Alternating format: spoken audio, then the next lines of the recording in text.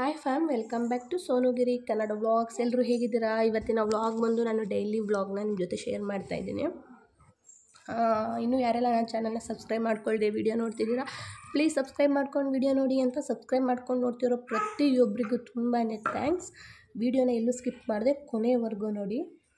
ಈ ವಿಡಿಯೋನ ಬಂದು ನಾನು ಅರ್ಲಿ ಮಾರ್ನಿಂಗಿಂದ ಸ್ಟಾರ್ಟ್ ಮಾಡಿರೋದು. ಇದ್ರ 2 ದಿನದ ವ್ಲಾಗ್ನ ಒಂದೇ ವ್ಲಾಗಲ್ಲಿ ಶೇರ್ ಮಾಡ್ತಾಯಿದ್ದೀನಿ. ಜಾಸ್ತಿ ಕ್ಲಿಪ್ಪಿಂಗ್ಸ್ನ ಏನು ತೊಗೊಳಕ್ಕೆ ಹೋಗಲಿಲ್ಲ. ನೋಡ್ತಾ ಇರ್ಬೋದು ನೀವೇ ಇಲ್ಲಿ. ನಮ್ಮ ಪಾಪು ದಿಶು 7 ಗಂಟೆಗೆ ಎದ್ದು ಆಚೆ ಬಂದು ನನ್ನ ಜೊತೆ ಕೂತಿದ್ದಾಳೆ. ಹಿಡ್ಕೊಂಡೈತೀನಿ ಕೊಡು ನಮ್ಮೂರಿಗೆ.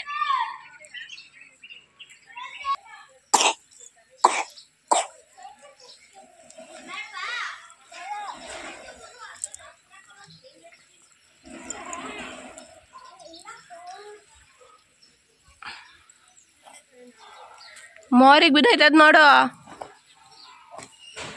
ಅಯ್ಯೋ ಅಯ್ಯೋ ಅಯ್ಯೋ.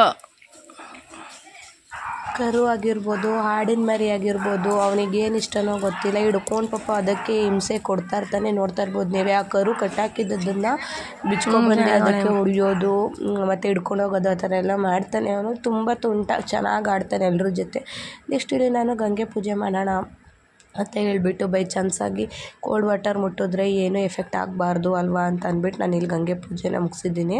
ಅಂದರೆ ಗಂಗೆ ಪೂಜೆ ಮಾಡಿದ ತಕ್ಷಣವೇ ಕೋಲ್ಡ್ ವಾಟರಲ್ಲೇ ಎಲ್ಲ ಮಾಡಬೇಕು ಅಂತ ಏನಿಲ್ಲ. ಬೈ ಚಾನ್ಸಾಗಿ ಮುಟ್ಟಿದ್ರು ಏನಾಗಬಾರ್ದು ಅನ್ನೋ ಕಾರಣಕ್ಕೋಸ್ಕರ ಗಂಗೆ ಪೂಜೆ ಮಾಡ್ತಾರಷ್ಟೇ. ನಾನು ತಣ್ಣೀರು ಮುಟ್ಟಲಿಲ್ಲ. ಓಕೆನಾ?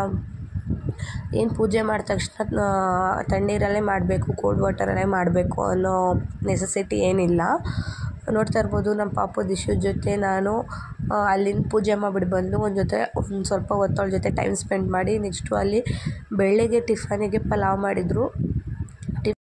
ನೆಕ್ಸ್ಟ್ ಇಲ್ಲಿ ಮಧ್ಯಾಹ್ನ ಊಟಕ್ಕೆ ಚಿಕನ್ ಮತ್ತು ಮಟನ್ ಮಾಡಿದ್ವಿ. ನೆಕ್ಸ್ಟ್ ಇಲ್ಲಿ ನಮ್ಮ ಪಾಪು ದಿಶುಗೆ ಅವಳಿಗೆ ಬಾಯಿಗೆ ಹಾಕೊಳ್ಳೋದಕ್ಕೆ ಒಂದು ಏನಾದರೂ ಆಗಿರ್ಬೋದು ಕೊಟ್ಬಿಟ್ರೆ ಅದನ್ನು ಹಾಕ್ಕೊಂಡು ಬಾಯಿಗೆ ಹಾಕ್ಕೊಂಡು ಸುಮ್ಮನೆ ಇರ್ತಾಳೆ. ಏನಾರು ಕಿತ್ಕೊಬಿಟ್ರೆ ಮಾತ್ರ ಅಳ್ತಾ ಇರ್ತಾಳೆ, ಕಿತ್ಕೊಂಡ್ಬಿಟ್ರಲ್ಲ ಅಂತಂದ್ಬಿಟ್ಟು. ಒಟ್ಟು ಅವಳಿಗೆ ಕೈಗೆ ಏನಾದ್ರು ಕೊಟ್ಟಿರಬೇಕು ಅವಳು ಬಾಯಿಗೆ ಹಾಕ್ಕೊಂಡು ಆಡೋದಕ್ಕೆ. ನಾವು ಟಿ ವಿ ನೋಡ್ತಾ ಇದ್ದೀವಿ, ಅವಳಲ್ಲೇನೋ ಪ್ರೆಸ್ ಮಾಡಿ ಚಾನಲ್ನೇ ಚೇಂಜ್ ಮಾಡಿಬಿಟ್ರು. ನೆಕ್ಸ್ಟ್ ನೋಡ್ತಾ ಇರ್ಬೋದು ಅವರಪ್ಪ ಬಂದ ತಕ್ಷಣ ಅವ್ಳಿಗೆ ಎಷ್ಟು ಖುಷಿ ಆಗೋಯ್ತೋ ಗೈಸ್.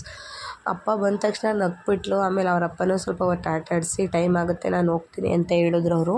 ನೆಕ್ಸ್ಟ್ ಅವರಿಗೆ ಊಟಕ್ಕೆ ಕೊಡೋಣ ಅಂತ ಹೇಳಿಬಿಟ್ಟು ಊಟಕ್ಕೆ ಕೊಟ್ಟಿದ್ದೆ. ಅವರು ಊಟ ಮಾಡ್ತಾಯಿದ್ರು, ನೋಡ್ತಾ ಇರ್ಬೋದು. ಅಂದರೆ ನಮ್ಮ ಮನೆಗೆ ಅವತ್ತು ನೆಂಟರು ಬೇರೆ ಬಂದಿದ್ದರು, ಅದಕ್ಕೋಸ್ಕರ ಇವ್ರನ್ನೂ ಊಟಕ್ಕೆ ಕರೆಯೋಣ ಅಂತ ಹೇಳ್ಬಿಟ್ಟು ಊಟ ಮಾಡ್ಕೊಂಡು ಹೋಗ್ಲಿ ಅಂದ್ಬಿಟ್ಟು ಕರೆದಿದ್ದೆ. ಬಂದಿದ್ದರು, ಊಟ ಮಾಡ್ಕೊಂಡು ಹೋದ್ರು. ನೆಕ್ಸ್ಟ್ ಇದಾದ್ರು ಮಾರನೇ ದಿನ ವೀಡಿಯೋನ ಕಂಟಿನ್ಯೂ ಮಾಡ್ತಾಯಿದ್ದೀನಿ. ಅಜ್ಜಿ ನನಗೆ ರಾಮನಗರ ಹೋಗೋಣ, ಪಾಪುಗೂ ನಿನಗೂ ಎಲ್ಲ ಬಟ್ಟೆ ತಗೊಡ್ತೀನಿ ಅಂತ ಹೇಳಿತು. ಸೊ ರೆಡಿಯಾಗಿ ನಾವು ರಾಮನಗರ ಹೋಗೋಣ ಅಂತ ಹೊರಟಿದ್ವಿ.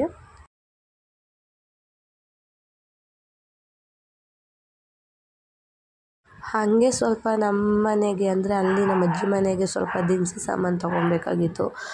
ಈ ಕಡೆಯಿಂದ ಹೋಗ್ಬೇಕಾದ್ರೆ ಚೀಟಿ ಬರ್ಕೊಂಡಿರ್ತೀವಲ್ಲ, ಅದನ್ನು ಕೊಟ್ಬಿಟ್ರೆ ಪ್ಯಾಕ್ ಮಾಡಿ ಮಡಗಿರ್ತಾರೆ ಅಂತ ಹೇಳ್ಬಿಟ್ಟು ಕೊಟ್ಬಿಟ್ಟು ಹೋಗೋಣ ಅಂತ ಇಲ್ಲಿ ಶಾಪ್ ಹತ್ರ ಬಂದ್ವಿ. ನೆಕ್ಸ್ಟ್ ನಮ್ಮ ಪಾಪುಗೆ ಉಡ್ದಾರ ತೊಗೊಬೇಕಾಗಿತ್ತು ಅಂತ ನಾವು ಜ್ಯುವೆಲರಿ ಶಾಪಿಗೆ ಬಂದಿದ್ವಿ. ಈ ಓಲೆನ ನೋಡಿದೆ, 8 ಗ್ರಾಮ್ ಇದೆ, ತೊಗೊಳ್ಳೋಣ ಅಂತ ಅಂದ್ಬಿಟ್ಟು ನೋಡಿದೆ. ನೆಕ್ಸ್ಟ್ ಅಪ್ಕಮಿಂಗ್ ವ್ಲಾಗ್ಸಲ್ಲಿ ನಾನು ನಿಮಗೆ ಶೇರ್ ಮಾಡ್ತೀನಿ ತೊಗೊಂಡ ಇಲ್ವಾ ಅಂತ. ನೆಕ್ಸ್ಟ್ ಇಲ್ಲಿ ನಮ್ಮ ಪಾಪುಗೆ ಬಟ್ಟೆ ಅದು ಕೊಡ್ಸೋಕ್ಕೆ ಅಂತ ಅಜ್ಜಿ ಕರ್ಕೊಂಡು ಬರ್ತು, ನೋಡ್ತಾ ಇರ್ಬೋದು. ಬಟ್ ನನಗೆ ಇದು ಯಾವುದೂ ಇಷ್ಟ ಆಗಿಲ್ಲ. ಫೈನಲಾಗಿ ನಾನು ಯಾವ ಬಟ್ಟೆ ತೊಗೊಂಡೆ ಅನ್ನೋದು ನಿಮ್ಮ ಜೊತೆ ಶೇರ್ ಮಾಡ್ತೀನಿ.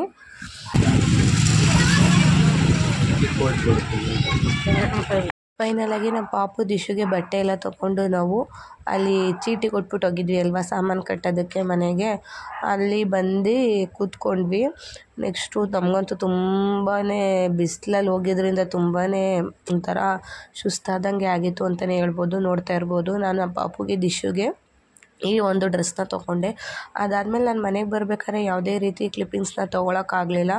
ಡೈರೆಕ್ಟ್ ನಾವು ಅಂದರೆ ನಮ್ಮ ಮನೆಗೆ ಬಂದು ಎಲ್ಲನೂ ಎತ್ತಿಟ್ಟು ನಮ್ಮ ಪಾಪುನ ಸ್ವಲ್ಪ ಹೊತ್ತು ಆಟ ಆಡಿಸಿ ಅವಳ ಜೊತೆ ಟೈಮ್ ಸ್ಪೆಂಡ್ ಮಾಡ್ಕೊಂಡು ನಾವು ಮಲ್ಕೊಂಡ್ವಿ. ಇದಾಗಿತ್ತು ಇವತ್ತಿನ ವ್ಲಾಗ್. ಈ ವಿಡಿಯೋ ನಿಮ್ಗೆ ಇಷ್ಟ ಆಗಿದೆ ಅಂದ್ಕೊಳ್ತೀನಿ. ಇಷ್ಟ ಆಗಿದ್ರೆ ಒಂದು ಲೈಕ್, ಶೇರ್, ಕಮೆಂಟ್ ಹಾಗೂ ಸಬ್ಸ್ಕ್ರೈಬ್ ಮಾಡ್ಕೊಂಡು ವಿಡಿಯೋ ನೋಡಿ ಅಂತ ಸಬ್ಸ್ಕ್ರೈಬ್ ಮಾಡ್ಕೊಂಡು ನೋಡ್ತಿರೋ ಪ್ರತಿಯೊಬ್ಬರಿಗೂ ತುಂಬಾ ಥ್ಯಾಂಕ್ಸ್. ನಾನು ನಿಮಗೆ ನೆಕ್ಸ್ಟ್ ವ್ಲಾಗಲ್ಲಿ ಸಿಗ್ತೀನಿ. Take care, love you all, bye.